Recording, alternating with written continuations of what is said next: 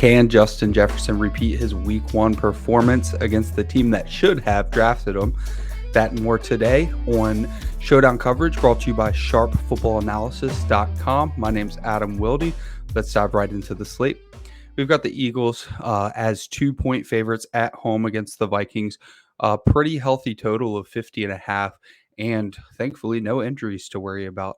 So we'll jump into DraftKings. I didn't get any requests for FanDuel, thankfully, because I only play on DraftKings, but I will jump over to FanDuel if we get enough requests for that. So we'll pull up DraftKings, start with the pricing.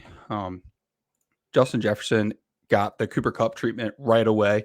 DraftKings saw week 1, saw the McConnell offense and just said, okay, we see where this is going.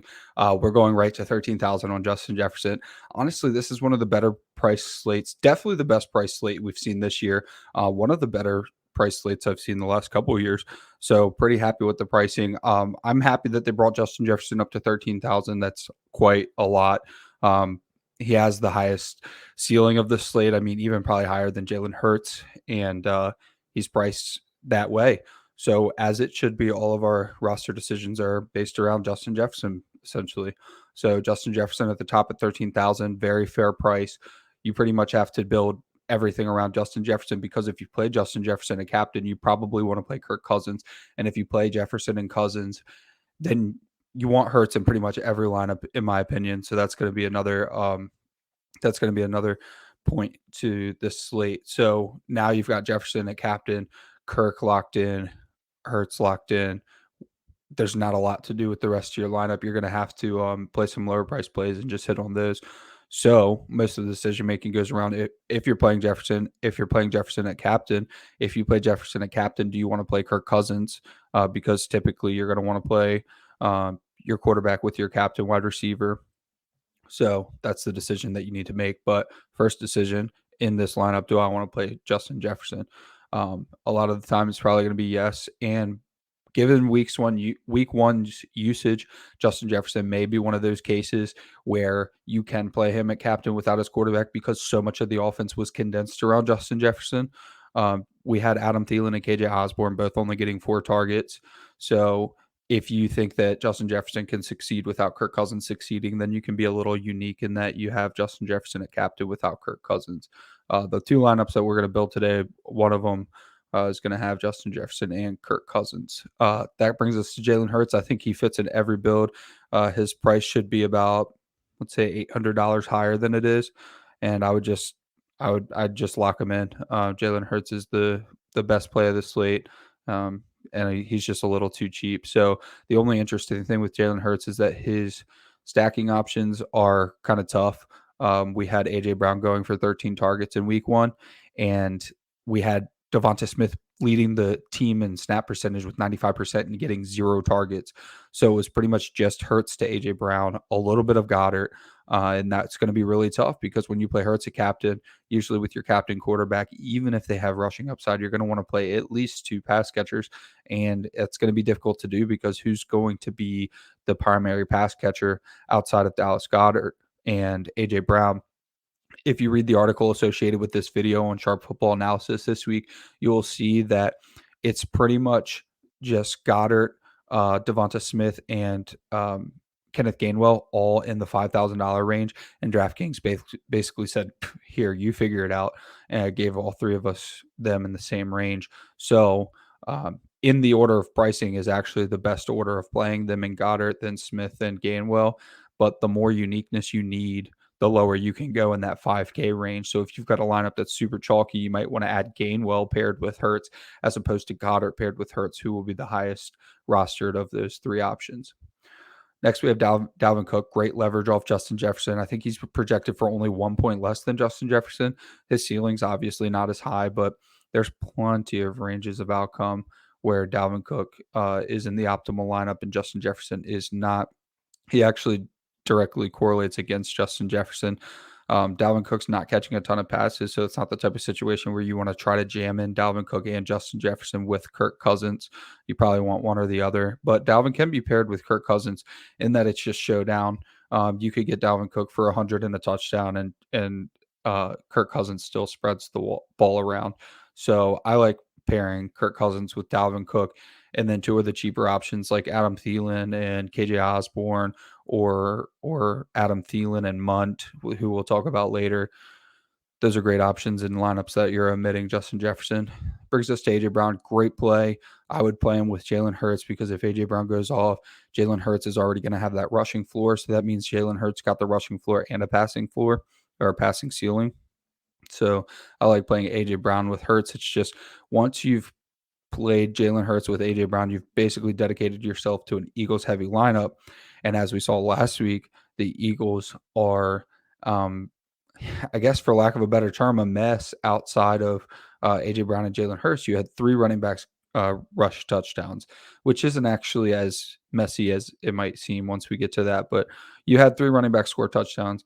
You had Devontae Smith getting 0 targets at 95% snap share, and then you had Dallas Goedert being like fine, So once you've dedicated yourself to going with the Eagles by going Jalen Hurts, AJ Brown, um, you're kind of stuck in that range where it's like, okay, well, now we're playing the ownership game and we're going to try to keep our leverage high, roster percentage low with these Eagles guys. And then you get down into your Kenneth Gainwells and things like that. So love AJ Brown and Jalen Hurts. You just have to be unique when you go that route. Miles Sanders had over 50% snap share, got the bulk of the touches.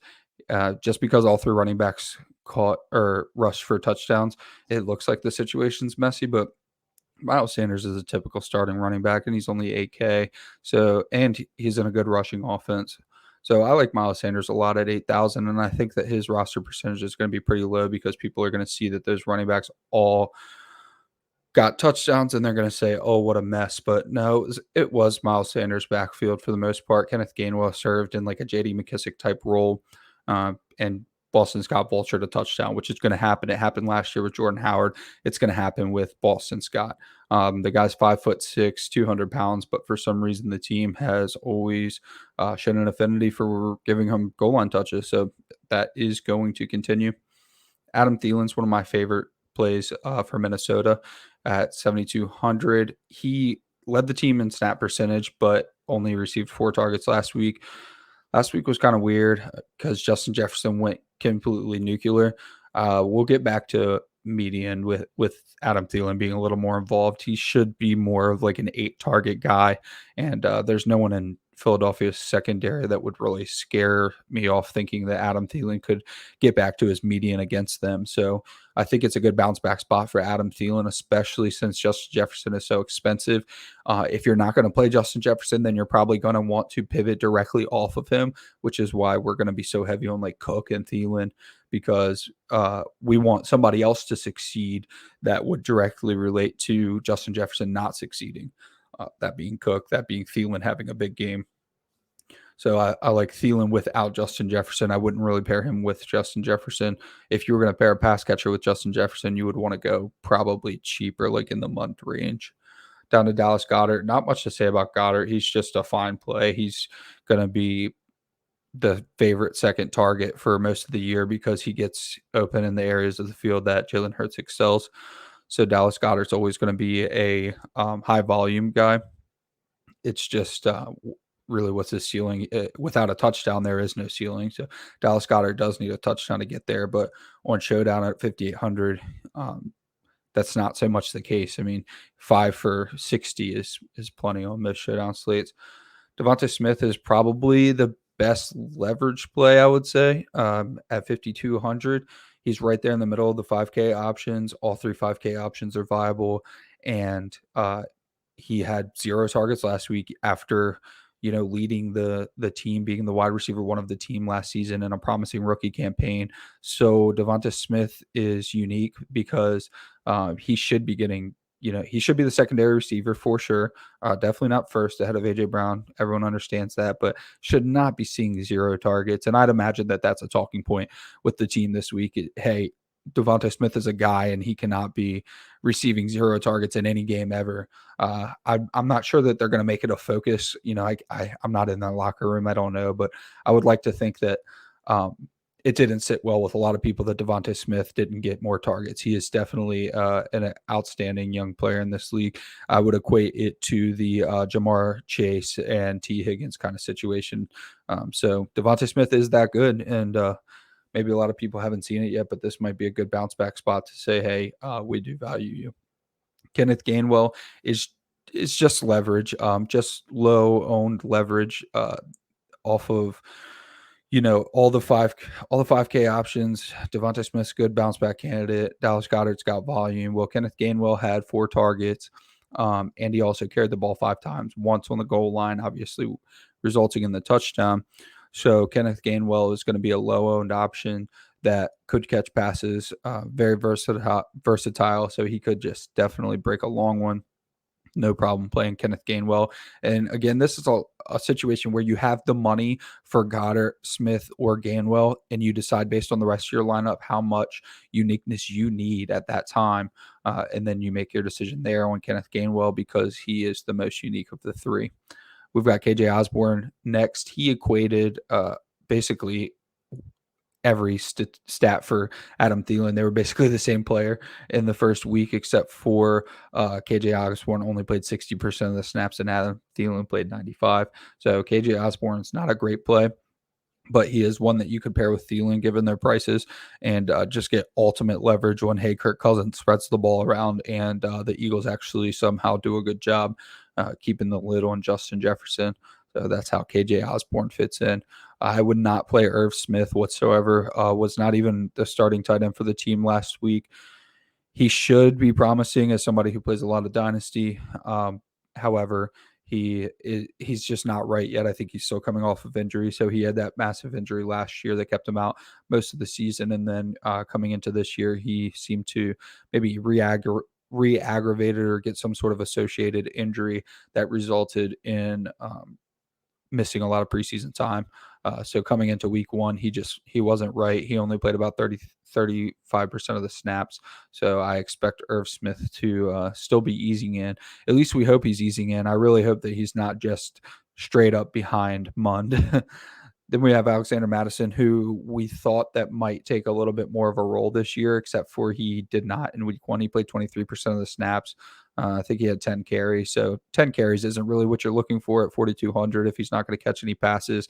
If it was like Kenneth Gainwell, where he had, 5 carries, but he also got 4 targets, then that's someone you might want to look to. But you don't really want to go to Mattison when he's getting 10 carries and he's not dedicated in a goal line role. I don't think they're going to intentionally give Mattison work over Cook in the goal line. So Madison's probably not one I go to either.